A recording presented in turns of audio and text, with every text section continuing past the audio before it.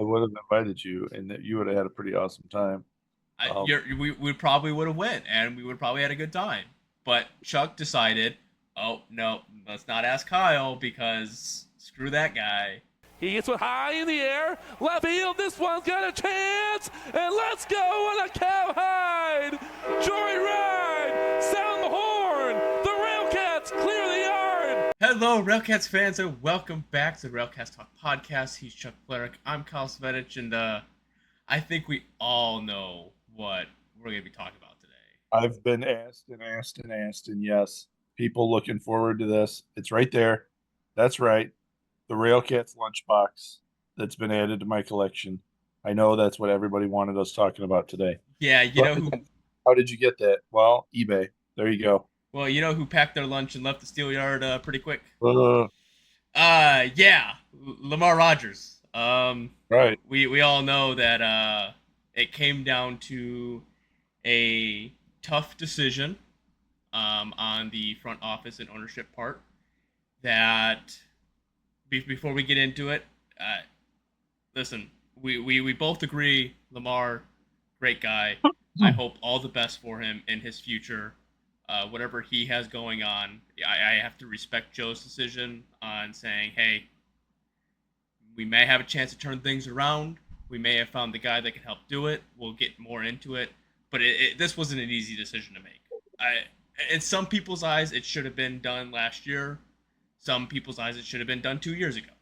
But nonetheless, it's a new era. Um, Chuck, I want your thoughts on the Lamar Rogers era, and then we'll talk about the decision and how we view it, and then we'll talk about the new bench boss and Jeff Isom. Um, I have a hard time being able to give uh, a viewpoint on the Lamar 4 years. The reason why is because there's so much more that comes into it than just manager making a lineup, picking players, and putting guys out there. Um, and I don't know that we have a good grasp of all the other parts that play into and kind of handcuff the or the manager from being able um, to make the decisions that he wants to make. I'll use some examples. Um, I know that in Lake Country, they had a manager that wanted to have his players, and ownership said no, and then told them to get rid of a player, and he wouldn't do it, and so he was let go, right?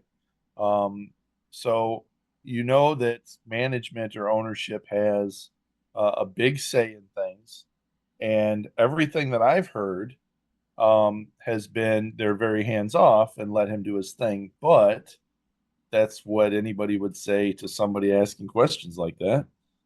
So what I would say is give it some time. Let's see how Jeff, a tried and true, successful manager, let's see how he does in the next couple years. And if we find that he has the same struggles, then we can say, you know what, maybe Lamar dealt with the cards that he had, and this is the season that we're in. Uh, Keep in mind, we have had players that we've picked up that did not want to play in Gary, but they're fine playing somewhere else. We've had players that have left Gary because they want to go play somewhere else. So there's a lot of other things that can come into play here um, that I don't know if that's been the case for the past couple of years or whatever, but we'll find out with Jeff. I I think with the players leaving and whatnot, I mean, who knows? Like I said, we're not fully in the clubhouse, and I understand you have a little bit more connection to the clubhouse, but again, we're not in there every day. We don't know what it's like. We don't know the ins and outs. Nonetheless, if I'm a player who's looking to get back to affiliate ball, my idea would be: would you rather be on a team that's losing and be the best player, or be mediocre on a team that's really good? I think at the point of trying to get back to affiliate ball, I think most people would take mediocre because the team's winning and you can get looked at. I think that's the issue that we run into with Lamar. I mean, his first year, well, I don't really attest his first year being his first year. The reason I say that is he was hired in March. He had a half-built roster that Greg Taggart had, and he said, "All right, let it rip. Let's see what we can do with it." You started to see some of his changes he made. Is it a little bit maybe he didn't have the full connections that he needed, and I think you saw that in his first true, technically second year. But at that second year part, we were like, okay. At the end, we were like, okay, this could be something. And then last year, you put the pen in the paper, you put the players on. You're like, okay, this is the year the RailCats can put it together. And they have the worst season in franchise record history. Right. Then you go into this year, everyone's already started up in arms a little bit. It's like, okay, he's they're not producing. What are they going to bring this year? It's what can Lamarr Rogers do? He brings in some people, brings some pieces in. We're like, oh, this could work out. You're losing a handful of games here and there that are close. You're like, okay, maybe that's going to maybe keep it a little close. But it just keeps tumbling and tumbling and tumbling. And it just gets to the point to where eventually you have to put a winning product on the field. And that's what it comes down to was, are we going to wait until the All-Star break, or are we going to wait till after the season and see what happens? And from the standpoint of the All-Star break, you still could have enough time to turn things around. But on the flip side, I want everyone to understand this is still Lamarr Rogers' team. Right. Jeff is now stepping in. He's managing the team, but these are still Lamarr Rogers guys. So, one, you can't fully reflect upon the success or the feats with Jeff to a certain extent in these early runs. Now, obviously, he's gone 2-0, but those were Lamarr's guys. These are all Lamarr guys. Until he starts bringing in his own people, but there's a couple things that I see different. Now, when we get into it, but this is going to take time. I don't think we're going to self-correct itself at the end of this year. I just don't think it happens. I mean, we were on pace again to tie. Lamarr Rogers ended the season at a 302 winning percentage. So we were just 0.002% above last year. Right. That's what it comes down to. I get Lamar's a great guy. He brought in great players. There are the players that he brought in. Don't get me wrong. I think they're really talented players. Something didn't click, and what if something doesn't click? The first person to go, unfortunately, is going to be the manager. And it just came to the end of the road, and the leash dried up. The water dried up. It's not always green on the other side, and it just came to that situation. I like that there's a lot of Monday morning quarterbacks when it comes to, you know, well, should have got rid of him a year ago, should have got rid of him 2 years ago. There's some people that say you still shouldn't have got rid of him. That's me. Um, and it's easy to say that. It's easy to say to get rid of somebody. It's easy to make the call of he was doing no good or whatever. It's easy to say that, but it's not necessarily true. And I don't think that anybody in the position that Joe was in to get rid of somebody is sitting there saying, well, we should have done it 2 years ago. No, it's a hard decision to make. And I hope that the people out there at least give it that, you know what? No, because you're talking about somebody's life, Mm-hmm. somebody's career, somebody's job, right? And it should never be a wow, we should have done this, 2 years. I don't really care for that attitude too much. But you look at the wins, you look at the losses. Hey, guess what? King County won last year, and this year they ain't doing all that good. So do you then say, well, guess what? George isn't doing good, so George is out because he's had a losing season? Not necessarily, right? He tags together 3, 4 terrible seasons, then maybe, right? But if Lamarr would have got a winning season in there, I think he would have bought himself some Yeah. time. But I, I, let's I let, let's go back to what umpires have said before when they've come into the steel yard. They're like, "Hey, we've seen this lineup. We thought you were going to be a lot more competitive than you were. You guys have the people. I don't know what's going on." And I think that was a little bit testament last year. yeah, last This year, this year, like I said, we go back and we can digest the season. if we've said it multiple times, if you were to win those one run games and you would have won at least half of those, you're You looking got at a eight more whole different wins. season. You got eight more wins if you seven, six more wins if It, you split those a little if better. you were like to what you did on Sunday, where you pitched complete shutout all the way through 10 innings and you went on an error on the you would have won more games, and they have that potential. Now, not I'm not saying by all means that Jeff came in, unlocked the key, and said, "All right, let it ride." He didn't. It's not what I'm saying. Now, Right. could he have said something different or done something different, which I can get into to Saturday's game because I was actually able to go on Saturday's game and I saw a couple differences in those games, and it's funny to see where we were sitting that time and seeing it and listening to the fans saying what they said. And I know probably half of them there were just to have a good old time, but some of them were saying, send the runner, send the runner. I'm like, you're not, don't send the runner at that point. And he wasn't Right. sending them. And yeah, you're right. You had bases loaded, no outs, and you have a pop out, a strikeout, and then all of a sudden you blow up for 6 runs. Like, Yeah. we'll get in. I mean, we'll get in all that. I'm not saying that there's different management styles that could work either way. But at the end of the day, this isn't like the MLB. This isn't like NFL. This is NHL. When you fire a coach, that could be his last day managing any kind of professional sport. Right. Unlike the NHL or MLB, most time you get some kind of rotation. If you're a good enough manager, you've been around, you get some kind of rotation. This could be that the the 17th could have been Lamarr Rogers' last time managing a ball club. And that's when you have to peel back the curtain for a second and realize it's more than just having a losing season.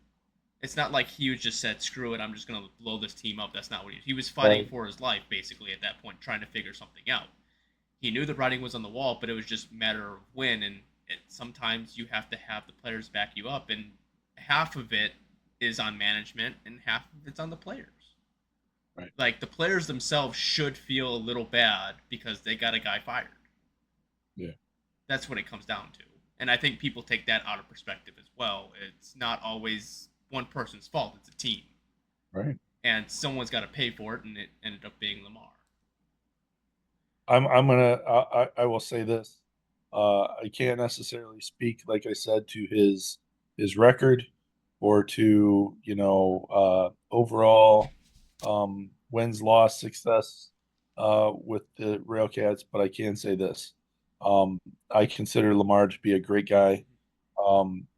Had many good conversations with him about different things. I know that when we would get a player, he was excited to share who that player was. He was excited that he got this player, whoever it is, right? Um, and the excitedness that he had for his team, for our team. Um, I hope that I see the same from Jeff when it comes to that. And I vocalized that. I had a conversation with Joe um, on Saturday.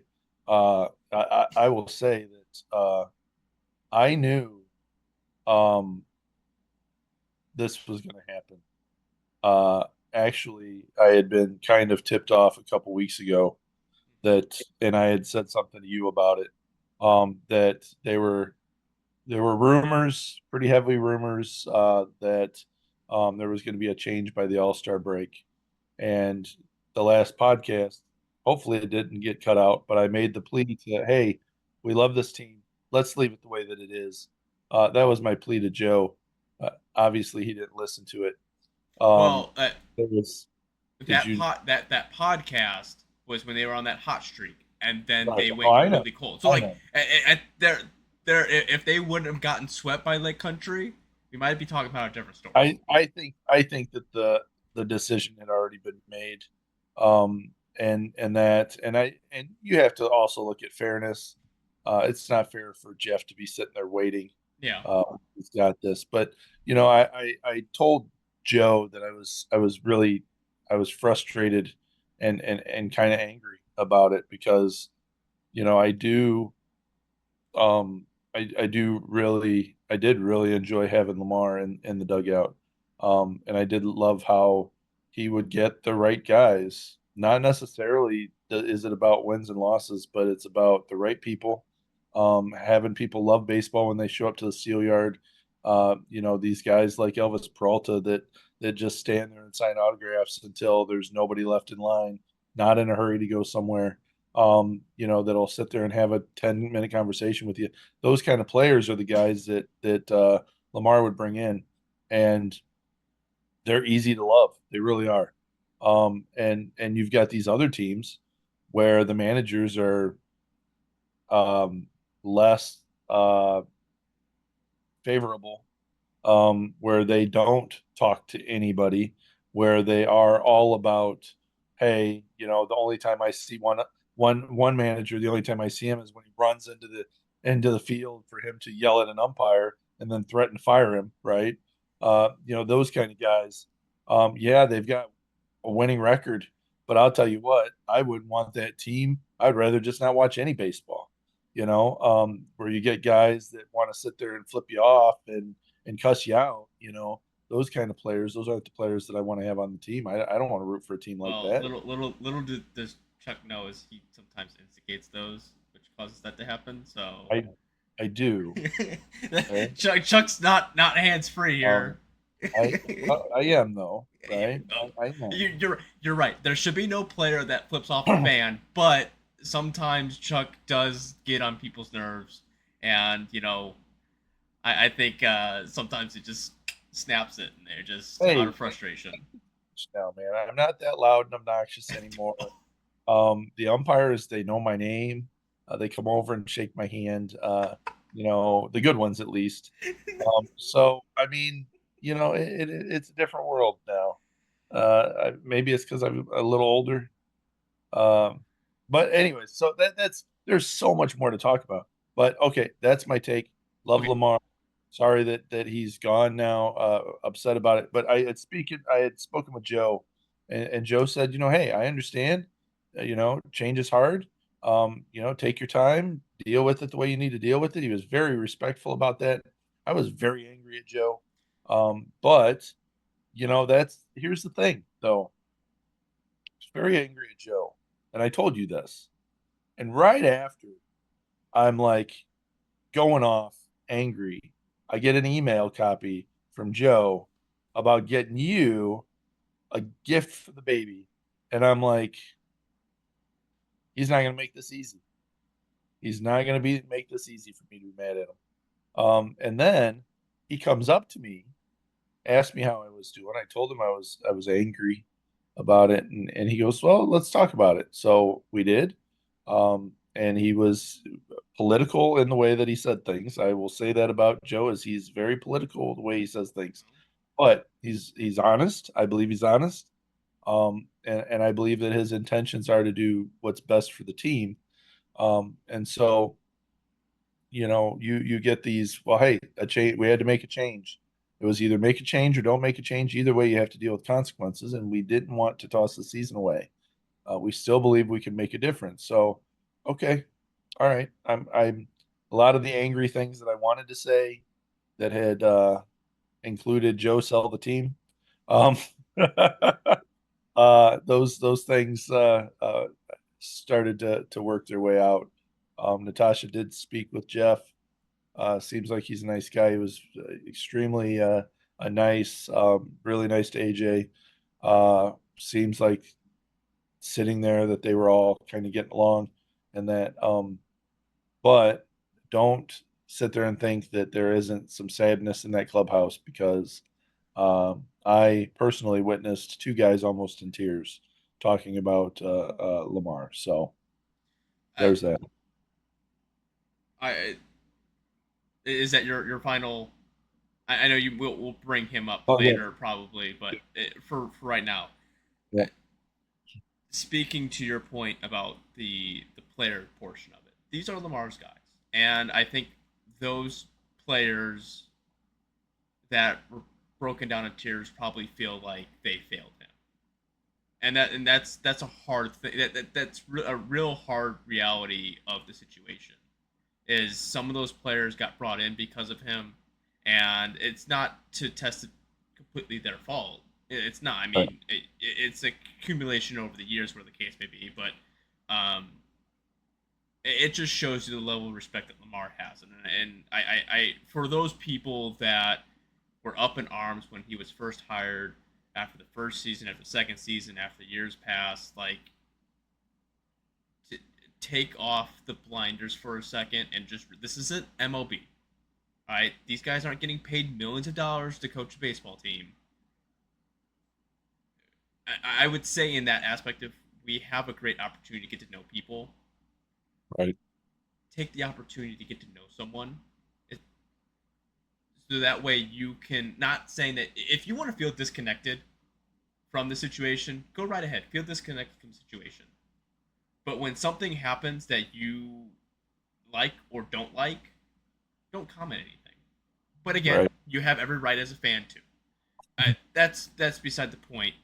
As we close the book on Lamar Rogers, started in 2022, halfway through 2025, he managed 362 games. He had 132 wins, 230 losses for a 365 win percentage. Again, when you throw the numbers out there, they're not pretty. Understand the change, difficult change. Um, so, with that being said, we close the book on Lamar, and we open the book on Jeff Isom, who, Well, I mean, can we go based off the way these games have been going before we talk about Jeff? Because we had four awful games in Lake Country, and we came back with 2 out of 3 against Kane County. yeah, And and it, I listen. Here's my observation.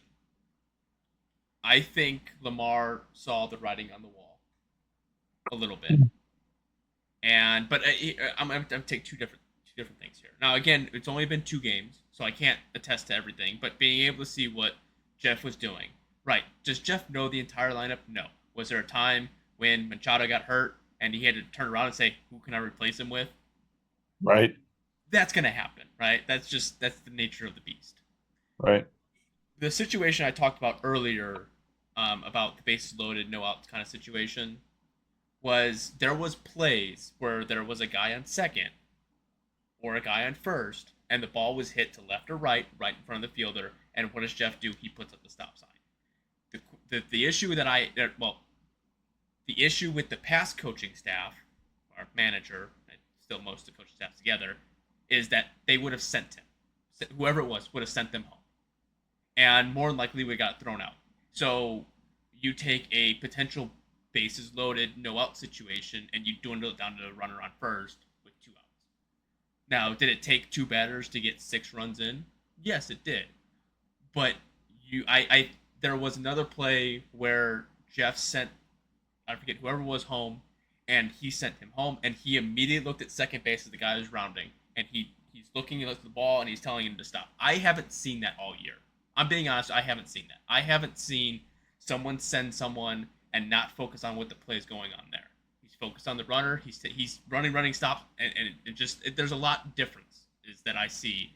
I think he's a little bit more vocal so far in the clubhouse, but that's just because he's newer. I think you have to be vocal. You're trying to take a team that just lost their manager. You're trying to pump them up a little bit, get them going, and there's just a couple different intricacies that I saw differently with Jeff. Not saying that the results would have been any different if Lamarr was in that spot. Kane County's isn't one of the best teams in the league. Lake Country is, and you take them to Lake Country, and Lake Country does Lake Country things. It right. happens. There, it's a small sample size, so I can't necessarily say. But I think the tale of the two teams right now, people are riding the high of, oh, we just got rid of one guy, we brought in this other guy, and now he's 2-0. Right. It's hard to say who would have been more successful in that situation. You just don't know. You don't know. Same team. But at the end of the day, it's the same team. No changes have been made yet that I'm aware of. No, I don't think any changes. minor changes on the base path maybe, but that's, I mean, we sent Peralta home, right? That was, Well, yeah, but you send him home when you're up by 6 runs and he gets drilled with the ball. Like at that point, you're just like, we're already up 6 runs. Let's try to get to 7. Then he gets thrown out. Like that's different. It's Just wanted different. to be just wanted to be on the website. The things you got to do to get on American Association nowadays is just ridiculous. So Well, actually, it seems like it's easier to get on Sports Center is than to do anything with the American Association lately. exactly, how crazy is that? Okay, Oh, well, Jake. we're off track now. We can get back on track here. Oh, Why everyone decided to listen to this podcast because everyone just lunchbox. yes, the lunchbox. So Jeff Isom, he's from Pullman, Washington. He was a left-handed relief pitcher. He was drafted in 1993 to the Pittsburgh Pirates from Purdue University. So he is familiar with the Indiana region and the Midwest region. He played affiliate ball from 1993 to 1995 between San Diego and Pittsburgh. I think the highest he reached was high A, so not super up there, but affiliate ball nonetheless. He started after that, been playing independent baseball. In 1994, which was in between one of his affiliate years in the Great Central Lake League, which only lasted a year. But his true start was 1996, where he played for Fargo in the Northern League at the time. So he's been around like a bunch of. He played for Fargo, Madison, Kalamazoo, uh, Leo from the Heartland League. I don't really know how to say that. But after 1999, he started his manager career. He managed the Canton Frontier League. He started out 38 and 46, but the next year he ended up having a winner record of 47 and 37. He managed Juliet for the longest time. He won. I think it was in 2018. He won the championship with them. I think he won Manager of the Year also that year. He's been around. He also managed in the Brewers system for a handful of years, 2007 to 2012. So, I mean, he has a resume. I mean, last year he managed the Dogs, got them to a 55 and 45 record. His indie ball career, 14 seasons. I think the Baseball Reference was missing the 2018 season. So I don't know what happened with that. So these records are a little bit off. But he's managed over 1,300 games, 677 wins, 628 losses for a win percentage of 518. He's made the playoffs 9 years, league championships five. He made it 5 times, and winning in 2018 with the Slammers. So the big difference that you have with Lamarr and with Jeff is I think Jeff's a little bit more connected in the independent ranks. He's going to know more people from the Frontier League. I know the Frontier League, even though it was a stopgap from 2019 to 2024. But I think the connections are going to be there. He's more familiar. He's played major leagues. He's managed an affiliate ball. He has a lot of time in independent ranks, so I think he understands the game of independent baseball, and I think he's going to be on a better foot coming into it than what Lamarr Rogers was dealt when he first came in. So you got I agree. okay. Well, kind of agree. Uh, yeah, he's dealt a hell of a team. So yeah, I mean, you know what though? I'm going to say this. He was dealt a good team in Chicago too, and Well, yeah. he rode the coattails of Chicago, and he left after 1 year. And yeah, they made it to the playoffs, but they made it to the playoffs before him, and they are going to make it to the playoffs without him the second year. So after him, so really, what did he bring to the table? I mentioned this to you before. This was my argument.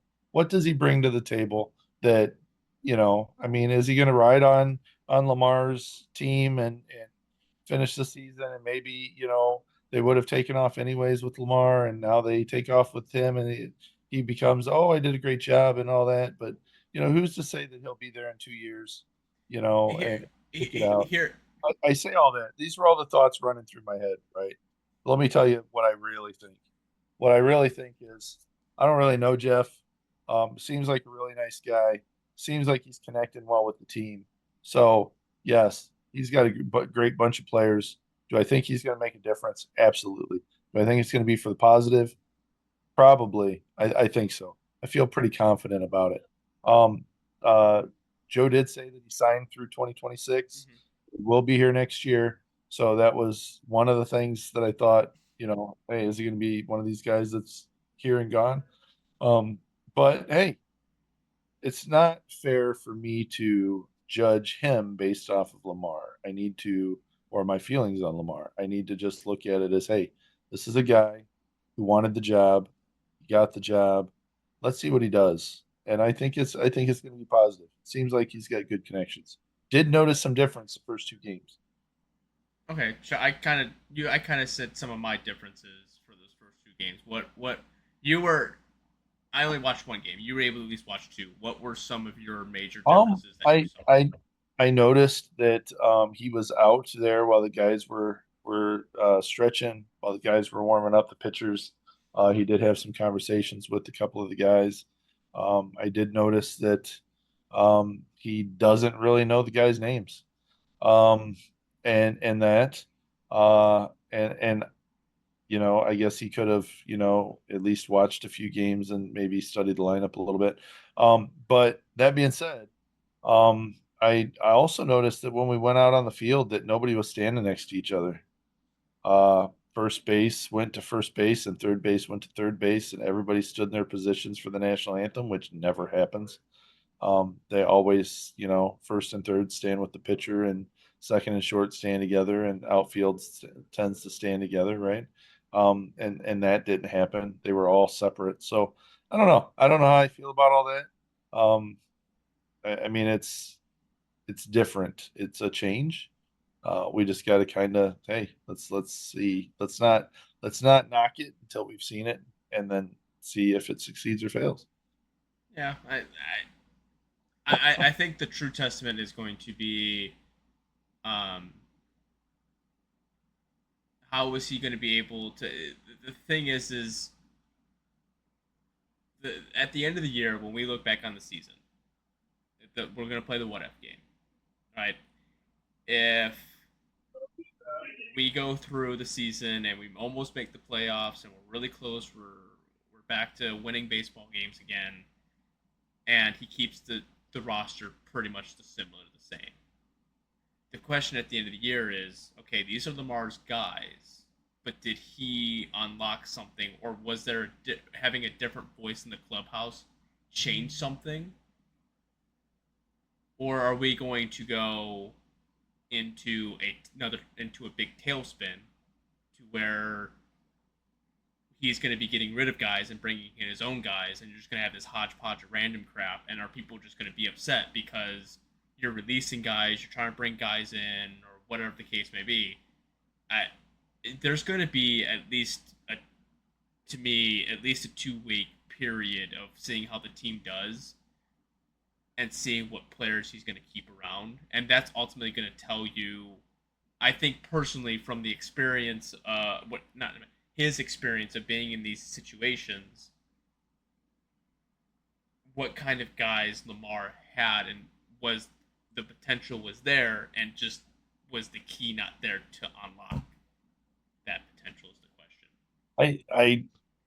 I don't think that you have a team that needs to be revamped. I think you've got a team, you can tell by our 1 run, 2 run records, right? That we've got a team that's right there against the best in the league. And we beat the best in the league. So, that being said, I don't think there's much change to make, but I think you will see some tweaking here and there, possibly, right? But you also have to look at it this way. I don't think that a manager comes in the midseason and he's like, "Hey, uh, let me bring in my guys that are already on other teams because if they're good, they're playing. So let me bring in my guys. Oh, by the way, you're going to have to leave that team and come play here and play on a team that's not winning right." I don't think that's going to happen. No, I'm not.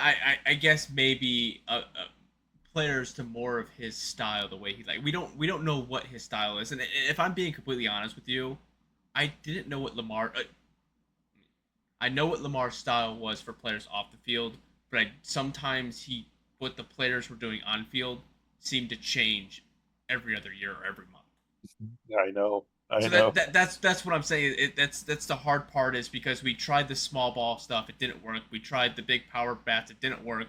We tried to get a mixture of peoples, it still didn't work. So like that's my question is: are we gonna get a guy that's going to let's say here I'm gonna get my guys. We're gonna play a certain way. You know how we're gonna play. I just have to improve on it. Or are we gonna get another guy that's gonna try to fit I don't know, a square peg in a round hole? Well, if you've seen any of those TikTok videos where they try to fit the pegs in the square hole, you will find that all the pegs fit in the square hole. So Yes, I knew exactly as I said it where you're gonna go with it. Or I guess should we say, are we gonna be hitting a nail with the nail? You know what I'm saying? Like, are we we gonna hit it with the might. hammer, or are we just gonna hit it with the nail? Uh, I we don't know. I I, don't want to speculate, even though that's what we get paid to do here is to speculate. wait, do we get Um, paid? wait a second here. I, Wait. I already spent my money at the fair, and thought I was kind of counting on that paycheck. Uh, Ryan. Ryan's slacking again. So all right, so we deal with this new manager. Let's see how it goes. Um, that being said, is can Gary South Shore Railcats organization get some flipping cameras that work? Can so that when I watch the walk off play, I don't have to just stare at the back of the pitcher's head and that's the only scene I get, and I have to guess where the players are at, on what base they're at, and all of that. Can we get that fixed? Because there's more than just the center field camera angle to a baseball game. That right there, when I'm trying to rewatch it, that was just pathetic. Uh, and I don't know what's going on with that, but you know what? You need to have the cameras, um, and whatever it takes to get it done, you should be getting it done. Uh, my next part of that rant is the video that we've been seeing from Gary or from other teams on AABaseball.tv. Majority of the time, if I'm watching a Railcats game and they're away, the video is awful. It is like watching a stop animation, uh, and it's not even animation. It's just stop pictures trying to watch a game, and it's I have to watch somebody else because I can't handle it. I don't know what the system is that they're using or how they're using it or whatever, but um, I'm going to say that in all honesty, in our record's pretty bad. The production value that I'm getting from AABaseball.tv is even worse than our record. Yeah, I'm not sure how that all transpires. I don't know if they have to have two streaming of the same because in my eyes I think it should work like how national television kind of works or like when they do like the broadcast where like you have the home broadcast like you're using all their camera angles and stuff like that. That's where you're allotted. But like you have your own audio feed. Right. So like and that's the part I don't understand. I'm not that technical with it, so like to me, there should be a way to have the audio split, and then you could output both of them. But it seems like they're streaming the video and the audio together separately, so it pulls more. But you can have the home team when you watch the home team video, it's smooth. When you watch our video, it sucks. Yeah, I said I don't know what if I'm not sure how that all transpires or whatever they do on that. They But should, because that is a big part of the product, and that part of the product is absolutely awful. I agree. All There right. you go. My Okay. rant. Yeah, there's our rants. The midway through. Okay, so Jeff Isom. Let's talk about him for a little bit. Hold on. You want to talk about my lunchbox? Sure. Let's. Chuck really wants to talk about his lunchbox, so let's talk about his lunchbox. picked this lunchbox up on eBay, and it is brand new, Mhm. and it is an absolute beautiful lunchbox. The You gonna end. take it to work and use it? I don't know. Like I didn't know. I didn't even want to open it up, but I might open it. There might be like a wad of cash in there or something, There could be. or a thermos. That would be pretty sweet. Ooh. Yeah, you know. Or Uh, a winning record. can or ooh, jerseys were like awesome the past Yes. and a half. Um, Meals on Wheels jerseys, spot on. Uh, Pirates jerseys, spot on. Uh, I will say Noel designed both of them, and I will. Wow. How much did I tell you at the game I would drop on those jerseys if I could? You said you would actually sell your child, your unborn child, in exchange for the jersey. No, I didn't. I said a Um, thousand dollars, but nonetheless, I I, don't remember you saying 1,000. I said $1,000. I would give up my unborn child for this jersey. And I said, you better not say that. Your wife will kill you. And you said, that's okay. I'm only telling you, and nobody else will know that I said it. I never Oh, said that. did I say that out loud? Ooh, oops, oops. No, the That's jerseys, $1,000. You're right. stellar job with the jerseys. So Yeah. if any one of the Railcats is listening to this and Joe hears this, like this clip it right here, send it to Noel because those jerseys were fantastic. I love it. They look the meals on wheels, the navy, the tires that was really cool. But the pirate jersey was just over the top special. It was really cool put together. The cream with the black and the roller coasters and all that. It was really put well together. Yeah, very nice. And the money that they went for was ridiculous this time. Yes. So two jersey auctions this year. Uh, couple of them for $85, but one of them went for 200 this time. Last time I think one for went for 175, 200. Jason's went for like 150 the first time. He was excited. Let me tell you a little bit about Jason and getting this $150 offer for his jersey. He goes around with a softball to all the players and he says, hey, can you sign this for the people that paid $150 for my jersey? He said that same line 23 times. Hey, can you sign this for the people that bought my jersey for $150? Can you get this for can you sign this for the people that paid $150 for my jersey? Could not resist saying $150 for his jersey. One of the higher ones, actually. So very impressive. Uh, you've got a very limited amount of time left, Kyle. And Yeah. while you're complaining about me not being on time for the Whoa, podcast, whoa, whoa, whoa, I'm whoa, at the whoa. fair uh, meeting Justin Turner. So, I mean, do you remember that we talked about on the podcast in the wintertime about possibly having Justin Turner on here? Yeah. Now that you say that, now I kind of remember. But again, I don't remember what I did yesterday.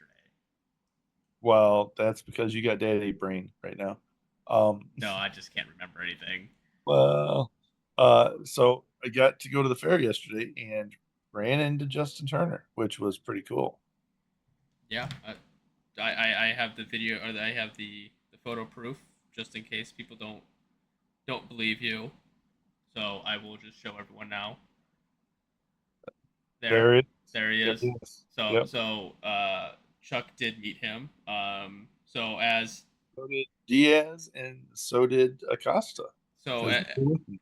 as I was sitting there wondering if I was going to be doing a podcast with Chuck because I texted him at 7:30 or 6:30, 7 o'clock. Hey, 7:30 or 8, and he's like, tweedle, tweedle, tweedle, tweedle, tweedle, tweedle, nothing, nothing, chirp, chirp, chirp, chirp, and then all of a sudden he's like, "Oh man, I'm at the fair," and I'm like, "Oh, thanks for the invite, brah," and I would have invited you, and that you would have had a pretty awesome time.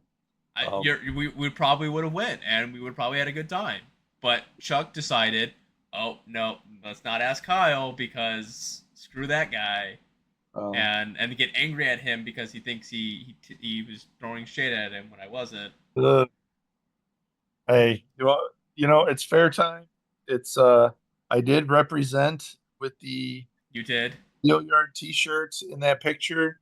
And I want to say something. I hope everybody hears this. Justin Turner's he's like 40 years old. Played in the major leagues for quite a long time. He's a Chicago Cub now, right? Very well known baseball player. And when I said these guys play for the RailCats, he said, "Oh yeah, we drove by that stadium on the way here." So guess what, guys? Even guys like Justin Turner know about the Steel Yard. There you go. There are people that know. Um, that's where the Steel Yard is, and that's where the RailCats. Because the big sign that says Steel Yard. Steel Yard and the home of the Gary South Shore RailCats. Like anyone with a pair of eyes, you can see that. You don't have to be a major league player to know that. Ah. And the only ones that might not know that are people that are blind because there's no braille on the sign. So. Oh, it's been fun. Yes, Chuck. I think that's what the people wanted. I think that's what we gave the people, even if they may not like the opinions that we may have. Um, Chuck, do you have any final thoughts for this week? Or I should my bad. Do you have a final out for this week? Yeah, final out. Boy, I'm gonna say that if you're a RailCats fan, show up to these games coming up. Get you some fireworks. See you a Friday, Saturday, or Sunday game. Definitely going to be interesting coming up. Loved the walk off on an air 0-0 game in the 10th. Peyton Long pitching crazy out of his mind this year. Diaz pitching awesome. Some of these guys just insane with how good they are right now. Show up, cheer loud. That's all. Yeah, that's. How about you? I think at the end of the day, people made some tough decisions, and no matter how you view them, you have to at least respect it, and you have to respect the people that were once in that position prior to someone new coming in. And what did they say? Don't be sad because it's over. Be happy it happened, or in this case, be happy it's over and sad that it happened. There we go. There we go. So yeah, that's gonna wrap it up for this week's podcast. I hope you enjoy the rest of your day, rest of your evening, whenever you watch this. Go Cats. Go Cats. The 0-2. Swing and a miss, strike three. Wrap this one up in green and white.